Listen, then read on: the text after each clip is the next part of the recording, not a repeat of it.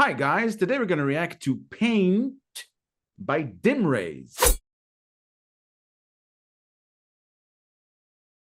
This is a Buy Me a Coffee request from Jay Callaway. Thank you, Jay, for yet another request. First time listening. Don't know this band. Yes.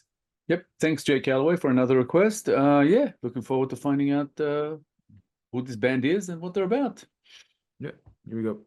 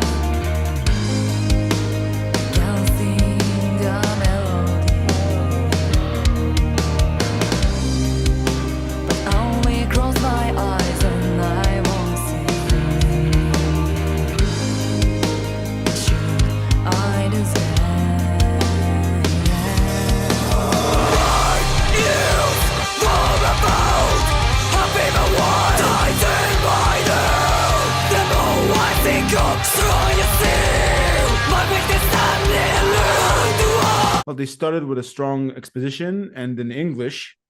That was a surprise, but yeah, it was very high energy. And as you say about certain bands or certain songs from certain bands, it has a pop sensibility. It's a rock band, but they have a pop sensibility. And that gear change, it feels like they kind of dabbed into metal with that screaming voice, but it's still a rock song in English. That was a nice surprise. I don't know if the whole song will be in English or not. There's a lot of bands that sing in English, like Love Bites. Some that just mix it up. They're definitely interesting. They do seem very young. Some of them look like they might be teenagers. Yeah, we've been wrong before, but yeah, sure. Yeah. We've been very wrong before. From the lyrics, I kind of get a little bit of sort of teenage angst type of theme here, but I'm not 100% sure yet because there's still a lot to go. So we'll see what happens. But they're definitely interesting. They've got a very cool sound. She's got an interesting voice, not the voice I expected to come out of her. It's a little bit kind of maybe lower and stronger than I thought it would be. That's pretty cool. Her clean voice at the beginning, we've reacted to enough bands to kind of be able to anticipate that a clean voice at the beginning, especially when it sounds restrained. It's sometimes it gives a hint that when they change gears, it'll turn into something else. It's like I refuse to believe that the clean voice is so calm and restrained is going to stay the same throughout the song. That's why the screaming part didn't really surprise me. I didn't know it was going to be a scream, but I knew that she's going to do something with her voice. I didn't really think about it much. I was kind of listening to sort of the tone of her voice, which wasn't what I expected when I saw her, and I thought it would sound there's something a little bit unusual and interesting about it.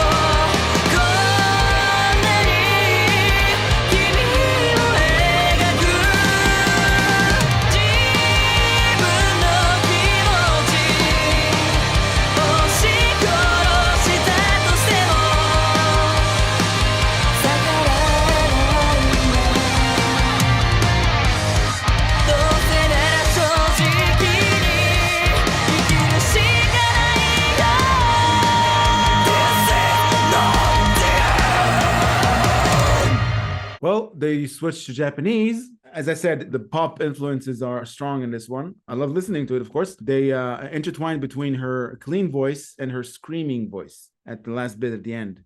That was interesting. I think when we say pop sensibilities, we mean mainstream sound. So this kind of has a sort of a mix between that sort of hard rock and something that's a little bit more mainstream. And it sounds really good. Like the chorus got me sort of more into it. There's a certain vulnerability that they're expressing like with this song. And it feels like a post-breakup song. Yeah, there's an aura of melancholy around it. Usually when bands sing about a breakup, it's a lot clearer, it's a lot more on the nose, and this one kind of leaves some room for other interpretations. So yeah, interesting. Yeah, the vibe leads you to realizing that aside for the lyrics. Yeah, I think also the sound. You know, when you hear a song like this, even if you don't hear the words or if you don't know the words, you kind of feel that's kind of what it is.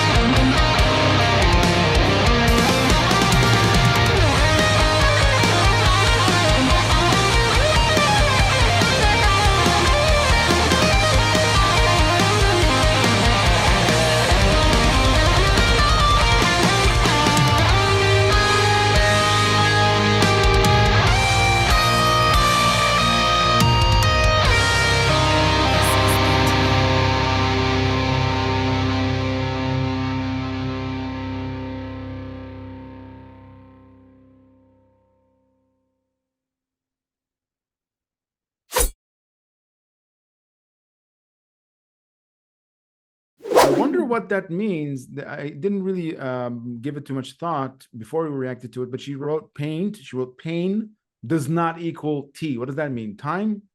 Pain does not equal time? I think you got it pretty much right. It's basically saying that pain gets better over time, which is like saying, you know, heartbreak, you know, you just have to give it time and things will get better. And, you know, this is a breakup song. Yeah. So it makes perfect sense. From the lyrics, it says, I have no choice but to live honestly, before that final line of this is not the end.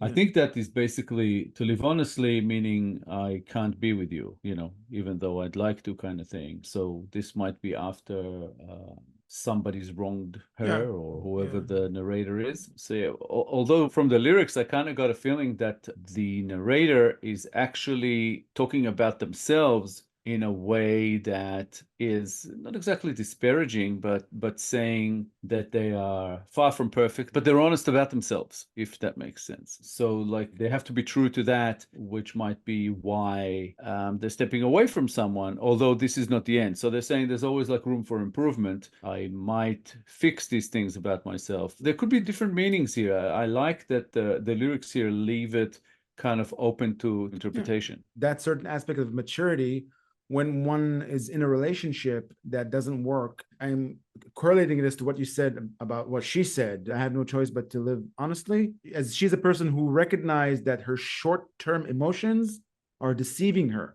So for right in that moment, she feels like she needs this person in her life, but she can't succumb to those emotions because she knows it's not going to lead to any place good.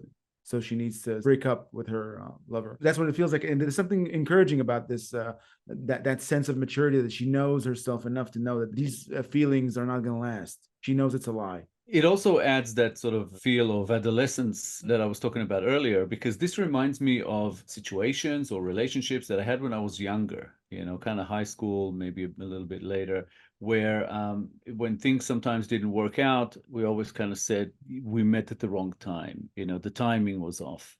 So basically one has experienced more life than the other, was looking for different things, and just the mismatch, the fact that it didn't match, made it like, okay, we can't really be together now. Maybe at some point in the future. Yeah. That's what this song kind of feels like. It rarely pans out that way, because all these gentle explanations, all they really mean is you're not the one. I know it sounds harsh. Generally, I agree, but it's something that comes with experience as well, and with age. We say that less and less as we get older about relationships. Yeah, we're more real. We don't get into relationships and then realize, oh, the timing was wrong. You know, we either just don't get into them at all, or we do and we give it a, you know, a red hot go kind of thing. It's an interesting take, a very cool looking band with a cool sound that I'm definitely intrigued by, and I would like to hear more from, because this song was pretty damn good. Yeah, I it was enjoyed good. it.